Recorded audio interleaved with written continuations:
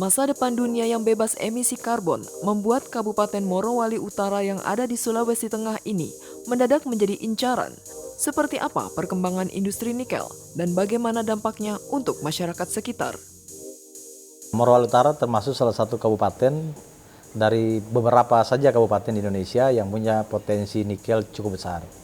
Untuk Sulawesi sendiri, Konawe Utara, Morowali Utara, kemudian di Halmahera, kemudian juga ada di Papua Barat beberapa, dan Maluku juga di beberapa, ada 1-2 daerah yang punya potensi nikel.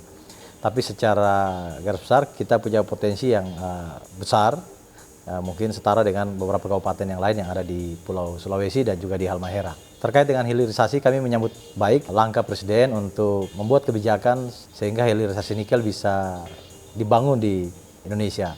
Nah, dengan kebijakan hilirisasi nikel ini, maka para investor yang selama ini hanya membeli ore dari Indonesia hari ini dipaksa oleh sistem untuk membangun pabrik hilirisasi di daerah, utamanya daerah-daerah penghasil. Nah, tentunya ini positif bagi kepentingan daerah karena dengan dibangunannya industri hilirisasi di daerah, maka dengan sendirinya akan menyerap tenaga kerja, akan menggerakkan perekonomian yang ada di daerah. Multiply efeknya ini bisa terjadi di daerah, sehingga menunjang untuk peningkatan kesejahteraan masyarakat dan juga tentunya pembangunan daerah tempat industri itu berada.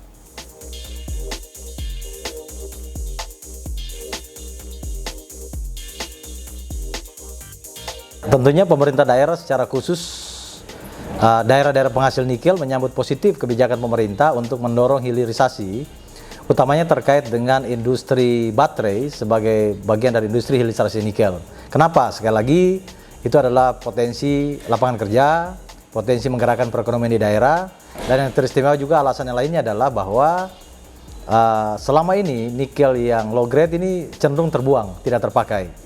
Nah, dengan adanya hilirisasi khususnya industri baterai yang didorong oleh pemerintah, maka pastinya nikel dengan kadar low grade akan terserap oleh industri.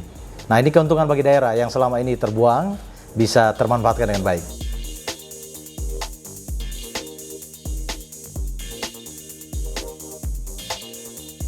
Kalau potensi low grade ini jauh lebih besar daripada potensi high grade.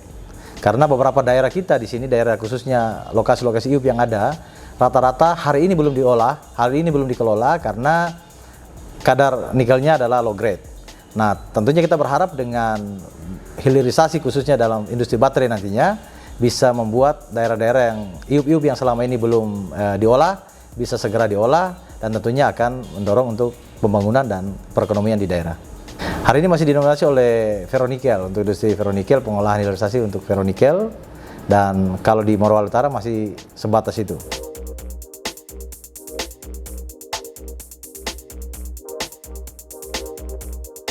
Kami akan menyambut baik, bahkan kami akan mendorong agar investasi itu cepat terrealisasi, karena sekali lagi daerah mendapatkan keuntungan yang lebih daripada yang ada hari ini. Ya, secara makro sudah kelihatan dampak dari investasi yang ada. Realisasi investasi Kabupaten Morowali Utara pada tahun 2021 itu ada di angka 200% lebih dari target investasi 4,8 T.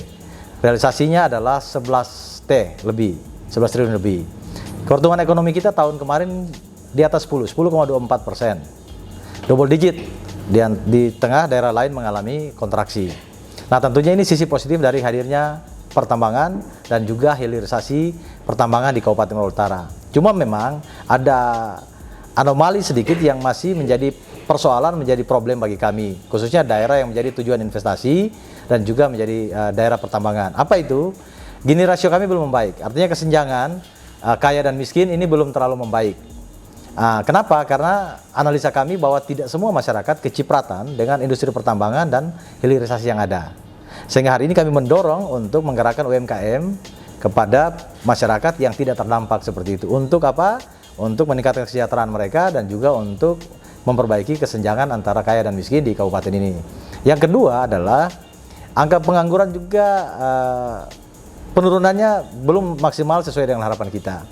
Nah, tentunya karena kita menyadari sebagian juga tenaga kerja kita adalah unskilled, sehingga perlu kita tingkatkan kapasitas SDM kita untuk bisa menjadi tenaga kerja skill tentunya ke depan.